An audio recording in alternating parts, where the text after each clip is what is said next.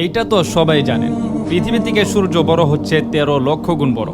আর সূর্যের আলো পৃথিবীতে আসতে সময় লাগে 8 মিনিট 18 সেকেন্ড।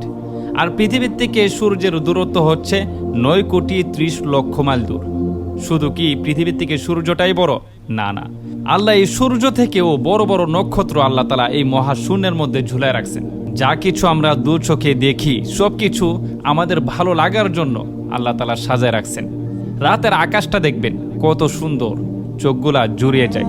আল্লাহ তালা বলেন, ওয়ালাকাদ যায়্যান্না সামা আদ-দুনিয়া বিমাসাবিহা ওয়া জাআলনাহা রুজুমান লিশ-শায়াতিন। আমি এই মহাশূন্যটাকে তারকারাজি দিয়ে সুশোভিত করে রাখছি এবং এই তারকা দিয়েই শয়তানের উপর নিক্ষেপ করি।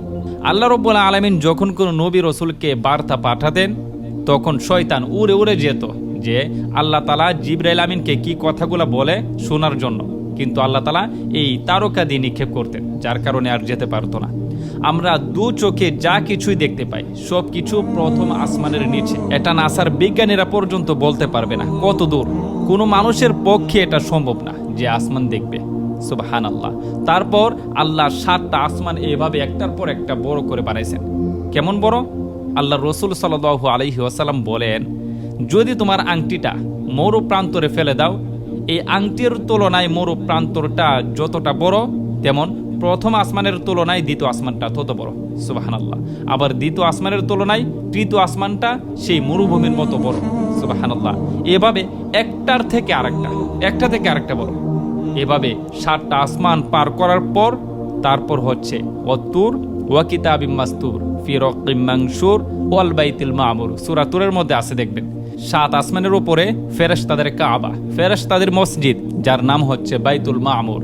আমাদের যেমন কাবা আছে এই মক্কার মধ্যে, ফেরেশতাদেরও কাবা আছে। এটা কত বড়? রসুল বলেন যে এটা কত বড়? রসুল বলেন যে প্রত্যেক দিন 70,000 ফেরেশতা একবার নামাজ পড়তে পারে। প্রত্যেক দিন। যারা একবার চান্স পায়, দ্বিতীয়বার কিয়ামত পর্যন্ত তারা আর চান্স পায় না। সুবহানাল্লাহ। এত বড়। তার উপরে যান, এর উপরে গিয়ে পাবেন সিদরাতুল মুনতাহা, সীমান্ত বৃক্ষ। সেখানে আল্লাহ তাআলা একটা বড় গাছ সৃষ্টি করে রাখছেন। ওয়া ইলাইহি ইয়ানতাহি ইলমুল মালায়েকা। সেখান পর্যন্ত ফেরেশতাদের জ্ঞান সীমাবদ্ধ। আল্লাহর হাবিব সাল্লাল্লাহু আলাইহি ওয়াসাল্লাম যখন মেরাজে গিয়েছিলেন, জিবরাইল আলাইহিস সালাম তার উপরে যান নাই। এখান থেকে রাসূল সাল্লাল্লাহু আলাইহি ওয়াসাল্লাম একা যাইতে হয়েছে। তার উপরে হচ্ছে লৌহে মাহফুজ, কোরআনের ঘর বলা হয়। একটা তক্তার মধ্যে আল্লাহ রাব্বুল আলামিন পুরা 30 পারা কোরআন লিখে রাখছেন। সুবহানাল্লাহ। যেটা ধারণ করে আছে 4 জন ফেরেশতা, যাদের পা জমিনের নিচে। সুবহানাল্লাহ। আল্লাহ যত বড়, আল্লাহর বড়ত্ব মহত্ব তত বড়। তার উপরে যাবে, তার উপরে হচ্ছে আল্লাহর আরশ, কুরসি।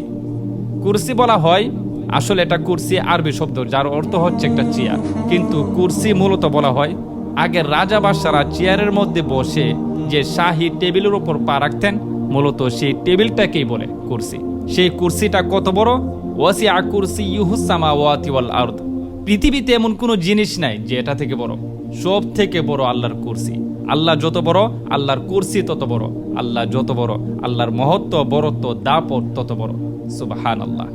এই আল্লাহর আরশ, আল্লাহর আরশটা বহন করবে আর রহমান ও আলাল আরশ ইস্তাওয়া, 8 জন ফেরেশতা।